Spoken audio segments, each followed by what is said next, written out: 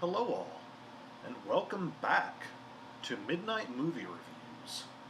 Yeah, it's been a minute. Yeah, it's been a very long minute. Yeah. Yeah, we've kind of had some scheduling issues here and there. Haven't really been able to do this, and naturally, everything, you already know what's going on my end, new setup and everything. But we're finally back at this. We've got a movie we've been waiting to talk about for a long time now. Oh yeah. So Yeah, if you guys remember, we did a little thing several videos back where we said that he was going to show me a movie that I had not seen and vice versa. over a year ago now. Has it been that long? Yeah. Wow. Okay. And it was Falling Down that I had not seen. So this time around we watched Nightcrawler, starring Jake Gyllenhaal. And I knew he was a big Jake Gyllenhaal fan, had not seen this. I knew he would like it. It was just kind of right up his alley. So what'd you think of Nightcrawler? I absolutely loved this movie. Like, this was, Yeah. I had no, You guys got to listen to me. I had no clue about this movie. I had heard of it before. I heard mention of it, and there was actually one scene I had actually seen a clip of somewhere. I don't remember what it was now. Disclaimer: we didn't watch this movie tonight. Yeah, this is not fresh in our minds. I've seen it a few times anyway, but the last time was when we watched it together, which has been a little while. Yeah, it's been a few weeks, and it was so late we didn't really have the time to film that night. So I said, "Oh, that's okay. We'll come back. It'll be fresh in our minds." Well, it's not. No. It took a little longer than expected. We've got some notes though. Yeah, luckily he took notes. I'm going to give you the best my memory can serve me here. But I do like the movie a lot, obviously. There's a few things that are very memorable to me, and I'm sure as you go through your points, he goes through his notes, some things will come back to me. Yeah, like I said, I knew nothing about this movie, thankfully. Like, I wanted a movie where I could go in completely fresh, knowing nothing about it. And this was one, and it was truly an experience. I had to rewatch it a few days later. Like, it was to that point. I'm like, I enjoyed this movie so much, I had to go back and watch it again.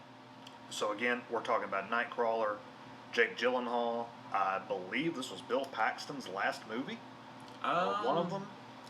That's what I thought, and I'm pretty sure Google has a few credits after Nightcrawler, Okay. maybe. Not totally positive about that. He might have done that. He probably did do a few more things. This is the last movie that I obviously remember him from. I watched this. This is a 2014 movie, I think. I didn't watch it like when it was new, but the first time I watched it, it was like somewhat new. Remember Bill Paxton, and then I remember seeing him none at all after that till I found out he passed. But I think he was in a few more things. Okay, well, one of his last movies, definitely the last thing I've seen him in, and a very small role for him, but he nails it. Yeah. Like, as little as he is in this movie, he absolutely nails his role in this. Yeah, he's. I don't know which douchebag I like better, the Bill Paxton in this one or the Bill Paxton from True Lies. Yeah, both are pretty great douchebags. Oh, by the way, so I'm holding a tobacco pipe. I've never smoked a pipe before. Yeah, I usually do, the big boy stuff, L&Ms, but I'm just kidding, don't smoke cigarettes. I'm going to smoke a pipe for the first time and try not to inhale. I'm so used to inhaling. And maybe we'll have him on the smoking hour with me and Steven soon. Okay, I inhaled a little bit. I saw you do it. It's like a reflex. So anyways, back to Nightcrawler. Anyway, so Nightcrawler is the story of Jake Gyllenhaal's character, Lou, who at first we don't know anything about, and we just know he's just kind of, we see him on the streets, he's sort of a... He's a thief. He's a petty thief. He kills... I don't know if it really... Does he kill that security guard, or is it kind of implied that he killed him or he beat him up? It doesn't really say. So. He attacks the security guard early on, so right off the bat, he's a little unhinged. He has questionable morals, to say the least. But not only is he a petty thief, he's also very intelligent, very strangely intelligent, and very willing to do just about anything to make money. And as we'll see, that means literally anything. Once he finds a job that suits him pretty well, he finds a niche for himself in the world, and he exploits it to the max. Yes, one of my favorite quotes from this movie. Something I never thought about. We always hear you got to spend money to make money. Yeah. But he says the words, "If you want to win the lottery, you have to have the money to buy tickets first." Yeah. So that's He's got a lot of little insightful quotes like that he drops on other characters throughout the movie. Yes, I mean just to talk about the dialogue of this, mainly from Jake Gyllenhaal. The rhetoric used in this is just, I mean, it's insane stuff. It almost sounds like he's insane. Yeah, he comes off like, I don't want to use the word robotic, but because he just rambles it out so quick. And he's cold. He's very machine-like. There's not much of a person inside of there. That's the way it comes off. I mean, he's just very, very quick on his toes to just speak so eloquently, and almost like it's already pre-planned. Right, and the way like he'll talk down to everybody around him like they're just completely stupid because he just has everything figured out and he's got a plan. And just a very articulate speaker, which most, I don't know, psychopaths are, historically speaking, right? I mean, Hitler was had a way one with of the words. greatest speakers of all time. Yeah, so there you go. So, just getting into this film from the opening shot, not sure how many photographers there are out there, but if you are one, or you might just know the name, Ansel Adams. Very well-known photographer, done a lot of stuff with landscape and pristine, untouched beauty, like just untouched nature, and stuff where man has had no interaction with. The opening scenes of this movie are the complete opposite, where you're seeing this giant full moon rising in front of these big TV towers. You're seeing all these cityscapes. So right off the bat, this is not going to be a movie dealing with nature versus man. We're in the city, so this paints the setting pretty well just from the opening shot. And that says a lot, especially for modern movies. You don't see a lot of modern movies taking so much careful, direction to each shot, especially the opening shot, because that's where your story begins. Think of First impression. Think of Star Wars, the original Star Wars. It's one of the best opening shots ever. Yeah, I mean, you see this little ship by the rebels being tailed by this giant Imperial ship. Yeah. So right off the bat, sort of the struggle. You know what the rebels are like. You know what the Empire is like. That one shot lets you know right off the bat the nature of what's going on. And we see all these towers, all these TV towers at once. And so this is going to tell us right from the start, okay, media. Media has such a hold over everything. Yeah. And media is a big talking point for this movie because it's very early on after what at least one failed attempt we see at the beginning where Lou's trying to get a job, but he's trying to get a job with construction company. Like, was it a construction company or like a recycling center or something? He took the fence. No, it was a construction company. He stole the fence to sell to them. Right. Okay, that's what it was. Yeah. So, but the guy knows that he stole it, and he says right off the bat, even through all of that eloquent speak, that he doesn't hire thieves. And so right after that, as Lou's going down the highway, and we follow him, he comes up on a car crash. He finally finds something that he might be good at, and that's also where we meet Bill Paxton for the first time. And as Bill Paxton calls it, night crawling. Yeah, hence the title of the movie. So yeah, pretty much chasing ambulances. Yeah, because I'm having trouble remembering how he really gets into it. Yeah, I mean that's all essentially what you're doing. Chasing ambulances, looking for crime scenes, looking for car crashes, whatever. Yeah. Because that's news. Yeah, he steals a bicycle and takes it to a pawn shop to sell the bike for some outrageous price. But he's trying to get his hands on a camera. So he gets a camera, It gets a CB radio. I remember there's a scene where it shows him at home watching the news, and he's just like he's making that connection to the car crash that he just witnessed and what he's seeing on TV, and he says, okay, people want this, I can provide this. Yeah. And it brings up a lot of memories of the movie Network. Which I haven't seen. I'm familiar with that one scene that pops up everywhere, Yeah. but other than that. Yeah, so, the overarching theme of Network is much like this, that graphicness sells, bloodshed, robberies, gruesome, death, anything like that. This is what sells. This is what people want to see. Violence sells.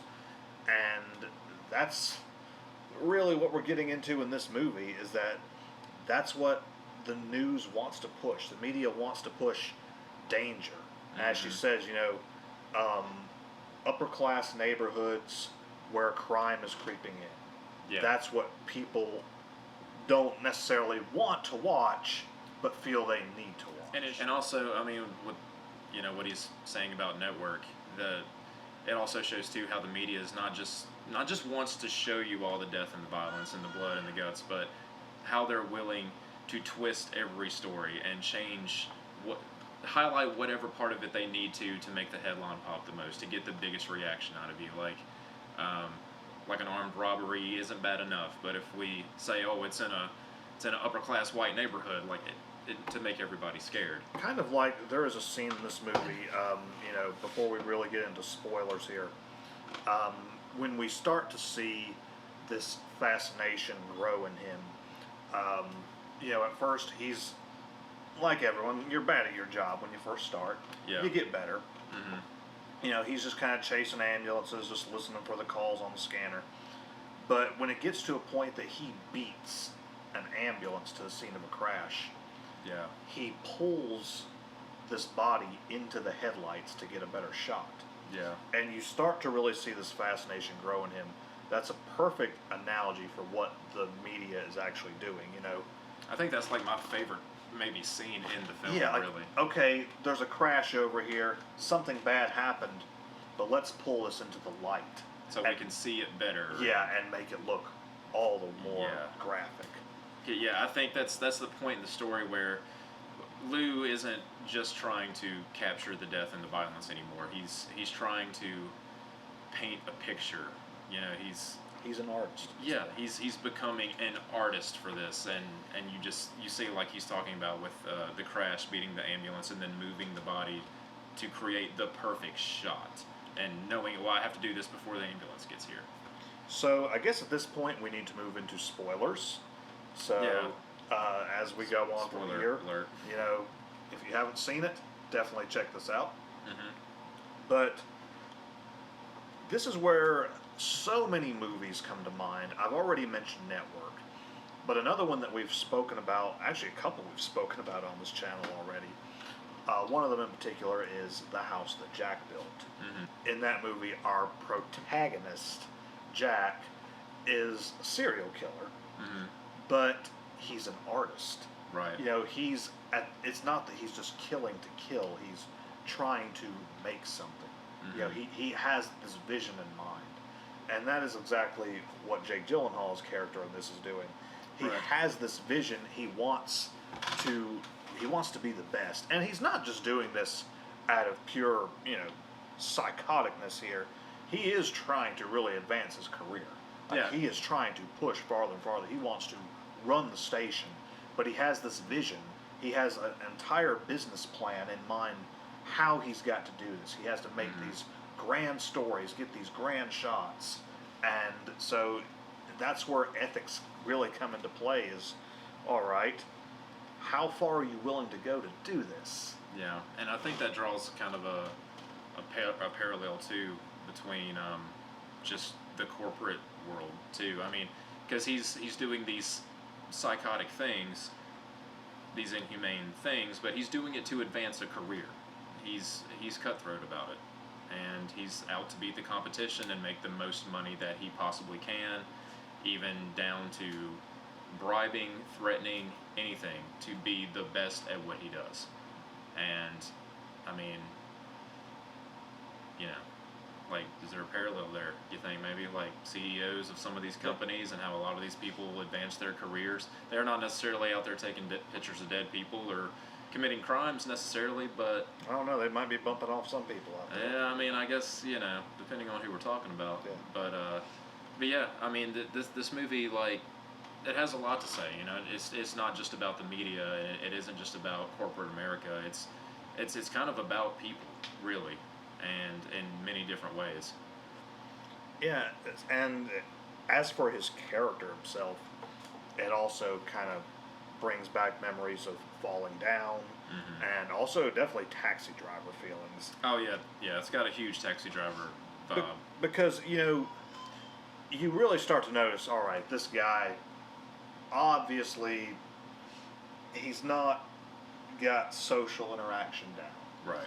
You know, he does what is right in his mind, what seems right to him, but when we're watching this, it makes it so uncomfortable to watch. He's like terrible at talking to people, but also awesome at talking to people at the same time. Like, he's very direct, to the point, but like, again, in just such a cold, impersonable way. Like, nobody talks like this. Right. It's like he has scripted this before. He's planned this out in his head. You know, like we all do this, you know, as we get in an argument with someone on our way home, we start playing through it in our head of how it would have went, you know, if we'd have thought of something to say. Yeah. Or we go through these impossible scenarios in our head. Well, it's like he's doing this on a day-to-day basis. Like, on the fly. Yeah, and this is how he does it. Like, it actually comes out as he plans. So, you know, that's what it makes you think. But there's actually a point in the movie where he says the words, you know, what if I told you that, I don't remember the exact quote, it was like, what if I told you that it's not that I have bad social skills, but I just hate people. Right. He's sitting in because there is a scene towards the end when he's sitting in the car with his partner Rick, and we could talk about Rick a little bit, but Rick finally confronts him and stands up to him as his partner, because up until this point we've said that Lou has gone out and took up this career essentially selling violent video footage that he captures on the street to the news media, makes money doing this, and he eventually gets good enough at it that he wants to be more efficient at it. He hires a partner, and there's a lot to be said about like the way he speaks to people just in the conversation of hiring Rick.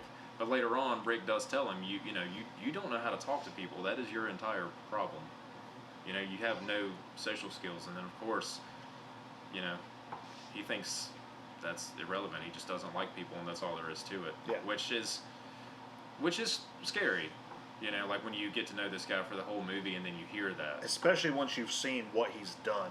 Because, you know, to begin with, he's just chasing ambulances. It's dirty work, but people do this. This is, you know, it's done on a daily basis. You know, news crews film around, you know, paparazzi especially.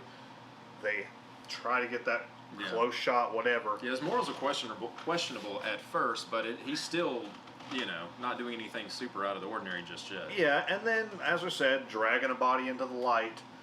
Yeah, that's pretty bad, but okay, we'll take the thought that maybe this guy he's still going to make it, or maybe he's already dead, and he just wants to get this better shot. There's nothing I can really do here, but I'm going to get a better shot. But then it gets to a point of, okay, he comes up on a murder. You know, there's a break-in, he beats the police there, this family is murdered. And actually there's something like before that when he goes to another house and he actually walks into the house because the door happens to be open. And he's filming inside of the house, and then when he takes it back to the news station, you know, someone asks him, you know, how did you get this footage? Like, we're gonna air this. You were in their house, and did he even like move something in the house to get a shot? Yeah, he picked up a few things to like get their name and, you know, get like. That's what it was. Yeah, he got their name off of some mail that was laying there. Which, yeah, that's kind of unethical too. But at the same time, you're watching a movie like, all right, well, I guess that's not that bad. But then when he starts going through a house where people have just been murdered. Literally just been murdered. It's practically still going on. Yeah, they're still dying. Most of them are probably not dead yet. But they're dying, and he's just going through filming them. Hey, sorry, but he's not offering any help. He's not trying to help. He's not there to help. He's there to work. Yeah, and he's there. He's getting his shots. Mm-hmm. Till we move from that till he's actually staging the criminals getting caught because he wants to capture this a gunfight. Yeah, he pretty much knows there's going to be a shootout. These people are not going to go down alive, or these people are not going to go down without a fight, I should say. Mm-hmm. So he knows what's going to happen, and he perfectly sets it up. Even has Rick, take this other camera, go get a different angle on this. He is essentially staging his own little movie here that he can go and sell to the media. Yeah. And so, calling the cops while they're in the restaurant, and then telling the cops these men they have guns, which they did, but it's not he wouldn't have really known that necessarily, but yeah, like. So as we're talking about ethics, it kind of brings back to mind this. I believe it was an advertising class or something in college, but we were learning about ethics and everything. And there was the dilemma of the fat man in the train. There's multiple variations of this, but essentially, you're on a bridge and you see a train heading for a bridge that's out, or tracks out, something, whatever. All these people on the train are going to die, and you're just standing there watching. Mm-hmm. But next to you is a really fat guy. You start thinking, stop the train? If I can push this guy over the tracks, he lands on the track, he'll stop the train. This guy's going to die, but he'll save everyone else on the train. But if I don't kill this guy, everyone on the train's going to die. Mm-hmm. And, on one hand, you murdered someone, but you also saved a lot of people. On the other hand, a lot of people died, but you didn't do it. You so, hands off, laissez-faire, you stepped away from which the one situation. would you rather live with? Yeah, so, and now granted, most of these situations, he's in the wrong, but it's not that he's actually, for the most part, he's not the one. He's not pushing the fat man.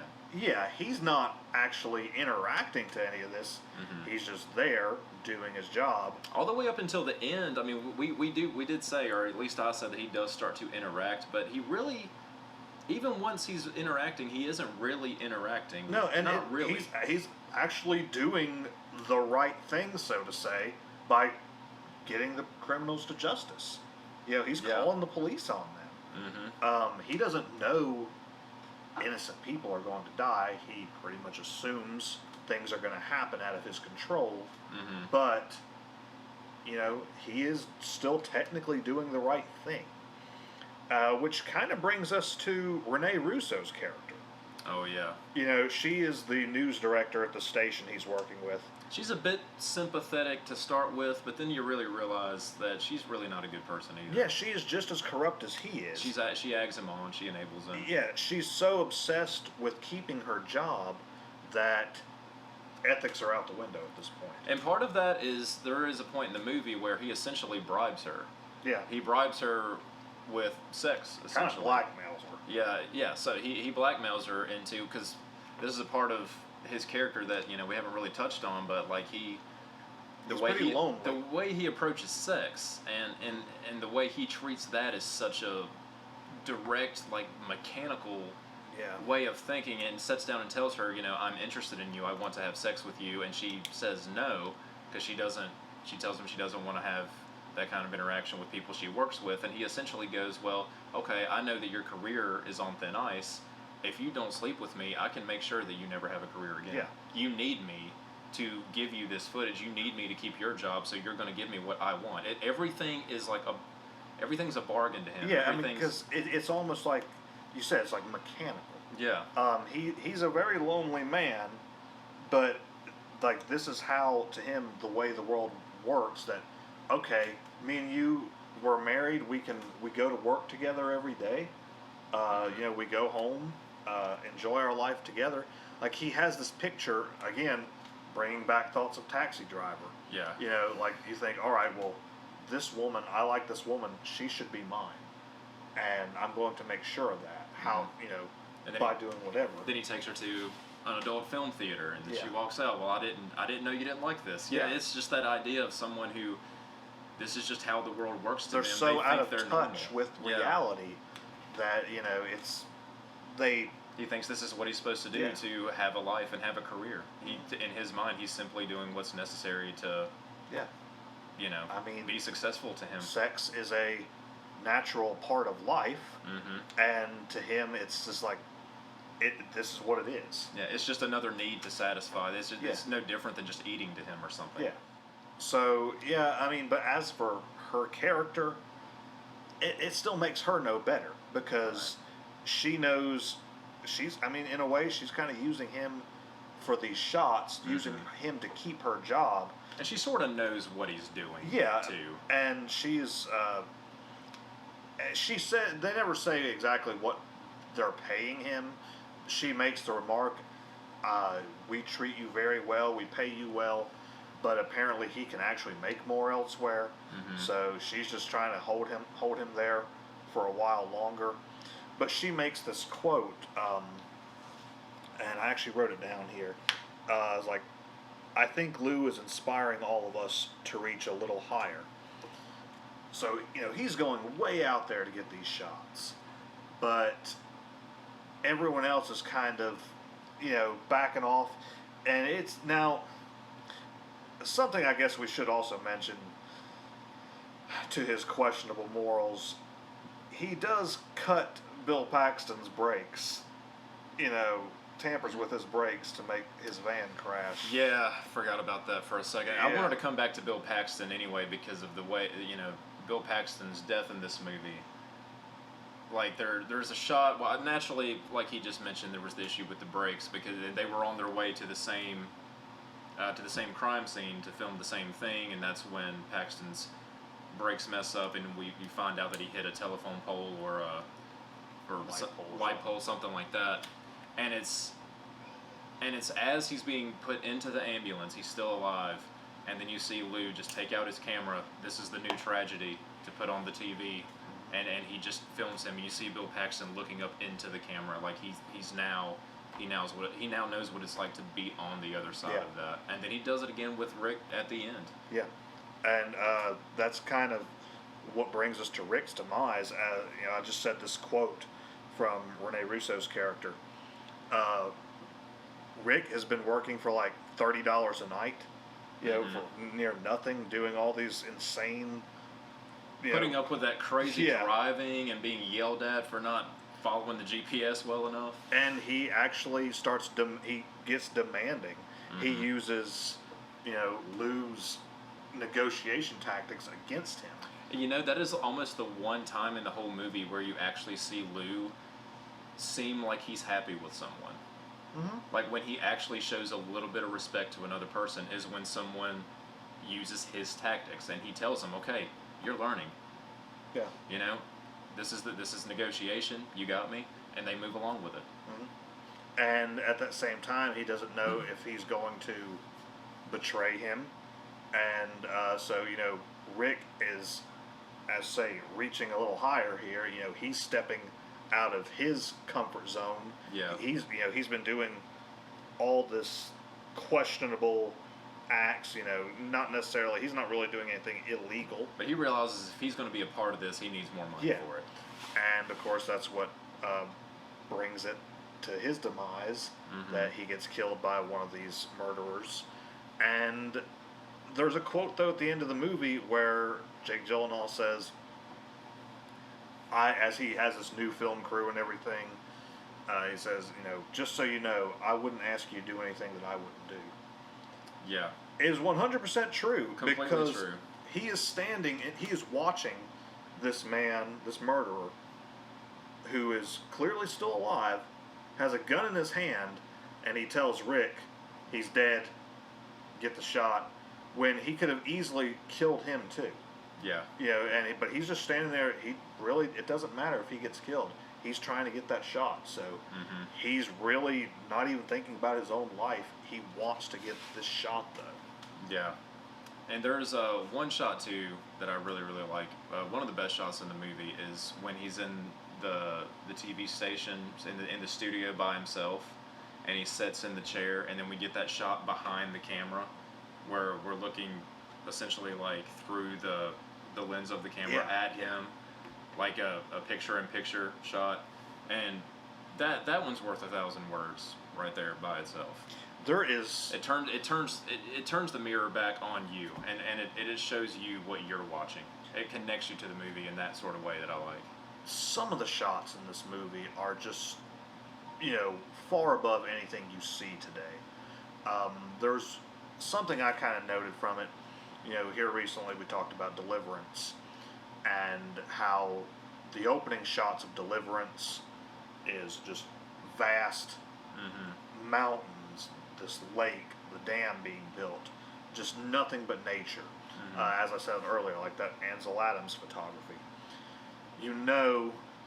This movie is going to have something to do with nature.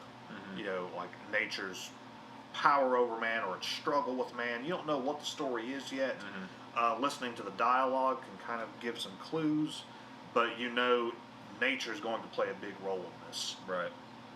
Whereas this movie, as I said, is in the city. You see all these city shots, this broad cityscape. Just as much of a jungle, just in a different way. Yeah, so all right, city's going to play a big role in this movie. Two equally dangerous environments. But that is what is telling the story here. Is, this is in a city. All this crime that's happening in the city. Everything having to do, the media, naturally, bigger population, theft, murder, all the stuff you worry about being in the city. We don't live in the city.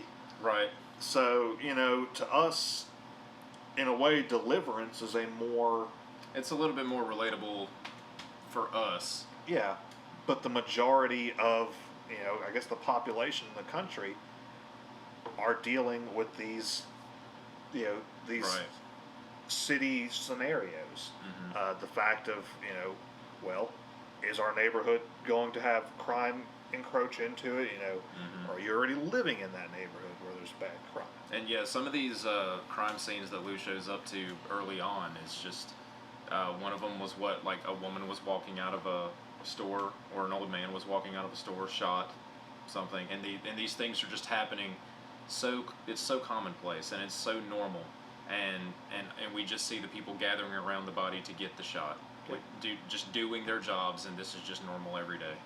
And as I said, the beginning of the movie, the opening scene showing this full moon.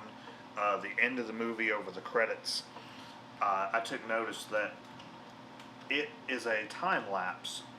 The entirety of the credits is watching either the full moon rise or set. I don't remember which, but it comes into frame and out of frame. And that's exactly what he's having to do. To get that shot, they would have really had to have planned that out. All right, the moon's going to rise right here. You have to watch it for a few days, or time of the month, whenever. You have to know when it's going to be a full moon. Know where it's going to appear in the shot and how to have it composed. Weather's got to be just right. Yeah. And you have to keep that camera right there the whole time. Hopefully, a bird doesn't fly in front of the camera. Or lightning strikes. Or some crazy thing. Yeah, anything like that. That's exactly what he's got to do in this movie. He's got to get that perfect shot. He has a split second to do it. He's got to beat everyone to the punch there. Get there quicker than anybody, and he can't get too close, or else the cops are going to pull him away. He can ruin his whole shot that way. He has to get right there, get that perfect shot right now. Yeah, and be the first to get the footage back to the stations too. And this movie draws a lot. Maybe the reason it resonates so well with me is, the fact, we're both, amateur filmmakers. Fair to say. Yeah, naturally, I'm actually taking on a new venture here, a new career. I'm trying to work towards a new career path here, but we're both amateur filmmakers. Naturally, all the stuff I do on the road with Vincent. How do I get that good B-roll? I have to plan these shots, and I'm always kind of looking around for a better vantage point. Like, say we're in a cemetery, I'm like, all right, I want to get there's a giant stone right here, Yeah. and I want to get this one stone and the ambience of everything around it. Yeah, B-roll to me was almost like the most frustrating thing, like my projects in college Yeah. and stuff. It's But it can be so much fun to get. it is when yeah. you really get good B-roll. It's worth it when you see it in the final Yeah. edit and it looks so good. But like thinking of like, man, we gotta go here and do this, and like for a good example, I've got a story. I was shooting it was a news video in college, and I was working with a journalism student, and we were doing a story about Radford College. It was his story. I was essentially just producing it, and he wanted to get a shot of the train tracks in Radford, and I remember him saying, "Man, it would be so cool if we could get a shot of a train." But he was like, "I haven't looked at the train schedule. I'm not sure how often they come through." And it was one of those days where, I had to get to editing. We had to get the shot. We just went down to the tracks and just did it. And it was just, that was going to be the plan. Just get a shot of the tracks. We'll put it in somewhere. And so I got the camera ready, got everything in focus, adjusted everything that I needed to, and just was waiting to hit to record, because we're just going to get like just a little bit of a clip to throw in the B-roll. And all of a sudden, here comes a train right through the shot, exactly where it was supposed to be. We got the sound of the engine or the horn, got everything, and I could not have asked for a more perfect shot. And I wasn't doing that on purpose. That was an accident. Yeah, happy accident. If we would have planned it, I bet you it wouldn't have happened. I mean, look how many times me and you have planned to film something, and everything down to there's light mist. Guess we can't do this today. Yeah, or there's fog, or we're out in the field and we forgot to charge an extra battery. Yeah. The first time you ever took me up to Premland to get tell me about this beautiful landscape. And it is a beautiful landscape. Yeah, and I have seen it since. I've worked there as well. But he's just bragging about, dude, it's so awesome. Once we get up there, such a beautiful shot. Get up there, cloud. Yeah, it had like just rained. And then, like, just all the mist from the mountain, like, it just covered, like, everything we wanted to see. Yeah. Literally everything. Not a thing but cloud in front of you. That is all you see is gray. Yeah. But it reminds me of a quote, and I've kind of twisted this quote over time, so I don't really remember the original one. But one of my photography teachers said, the way I say it now is, when it comes to landscape photography, you never want to hear somebody say, "Oh yeah, I've been here. I know where that is." Oh yeah, I recognize this. You want to make people say, "Where is this?" Mm-hmm. Like, you want to really invoke that wonder into them. That world building. Yeah, like where is this? Mm-hmm. I have to see this, and that goes hand in hand with what he's doing in this movie. Yeah. It's not necessarily where is this, but these shots make you wonder, if you're watching this on the news, how did you get these shots? Not something that really most people are even going to think about. It's just there. You're saying, oh, that's pretty rough. But as the people in the newsroom are saying, how did you get these shots? Did you break in and all this? You want to keep people wondering. You got to sometimes go those extra miles. Like, I've walked off a lot of main trails on these mountains sometimes to get what I thought was going to be a better view. I mean, you got to... Never know if there's going to be a bear just right there waiting around the other side of that tree. Yeah, Sasquatch is there to just eat me as soon as I walk around the corner. Devil babies, chupacabras. Yeah, so, I mean... all of it. Again, it comes to all these questions of ethics, morals. How far are you willing to go? Mm-hmm. To get these perfect shots? What are you willing to do for this? So, I mean, I guess that's really all we can really say about it without giving too much away. Definitely a movie you need to check out. Yeah, it's worth watching. I mean, we spoiled some stuff in here, but I mean, it's still worth your time. You're still probably going to catch some stuff that we didn't talk about. Like I said, it had been a little while since we seen it. We talked about it to the best of our recollection. And a lot of it came back for me once we started talking about it. And it's a really solid movie. Jake Gyllenhaal's best performance? I've only seen handful of things with him in it. You see, call me a normie for all this, whatever. Brokeback Mountain? Nah, I've actually never watched that. I've never seen that movie. Me neither. The day after, in 2 days before tomorrow. Day After Tomorrow. Yeah. 2 days before the Day After Tomorrow. Yeah. Day After Tomorrow. Yeah, that's an odd movie. You know, kind of. You know. Have you seen Zodiac? Yes. I haven't seen Zodiac all the way through. I do love Zodiac. I've seen parts of it. I actually enjoy The Day After Tomorrow, as you know, loose as the movie is. Donnie Darko, though. That's a word, loose. Yeah. Oh, I forgot about Donnie Darko. See, that was what I was going to say. You can call me a normie for. I absolutely love Donnie Darko. I know it was a cult classic. Now everyone's like hyped it up, like, oh, you know, it's become a thing of, like it's Nightmare Before Christmas or yeah, something. it's Like just people like just started worshiping it like a decade after it was released. But I absolutely love Donnie Darko. I draw a lot of comparisons to his performance in that and this. He's quite a bit older naturally, but you know he's playing very similar character here. That you know he's kind of out of touch. You know, Donnie Darko, he's schizophrenic. You know, which in this movie naturally you can tell there's a few misfires up there. Yeah, something's off. Yeah, I don't know if it's schizophrenia, but it's definitely some sort of sociopath. Something he has no value for human feelings whatsoever. Yeah. So I mean, there's that's a hard choice to make.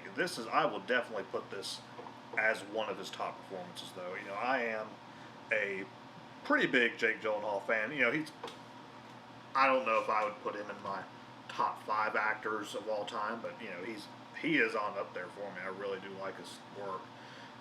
He's been good in everything I've seen him in. I just haven't seen a lot of stuff with him in it, actually. And as I said, for Bill Paxton, you know, as little as he's in this movie, I mean, he steals the show in his scenes. Yeah, Bill Paxton's always great whenever he turns up. Yeah. I do miss that man being around. But as for the movie itself, I mean, you had seen this movie before, so did you think any more or less of it after watching it again?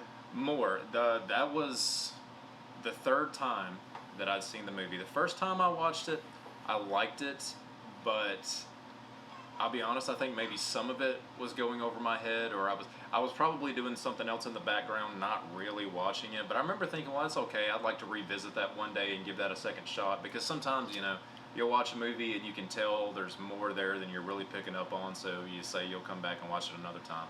Eventually I did.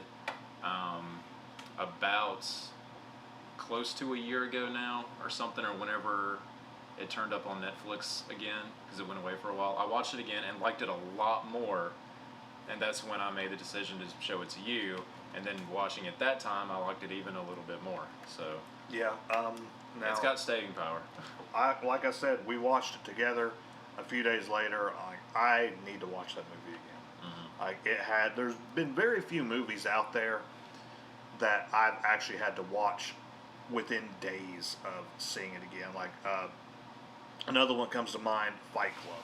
Yeah. I was actually very late to the game on Fight Club. Now, I already knew the plot. I was there for your first time. Yeah, I knew the ending. I knew the twist. I knew everything about it. It had been spoiled for me, but I'd never actually watched it. He showed it to me, and I was worried about that one because I already knew so much. Mm-hmm.